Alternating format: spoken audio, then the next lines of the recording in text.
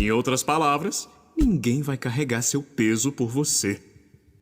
Quanto mais fundo você vai em Undertale, menos barulho existe. Flowey já tentou tudo. Resetou o mundo, controlou escolhas, brincou de Deus. E mesmo assim, ficou vazio. Nietzsche chamaria isso de niilismo, quando nada mais parece ter valor e viver vira só repetição. Tem dias que você não quer vencer, você só quer que pare de doer.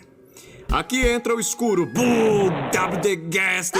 Core, teoria. Gaster não é só um mistério, ele é um símbolo de alguém que tentou entender tudo, sustentar tudo, controlar tudo e se perdeu no processo. No escuro de Deltarune você existe, mas não tem forma, não tem rótulo. É assustador, mas também é honesto. É tipo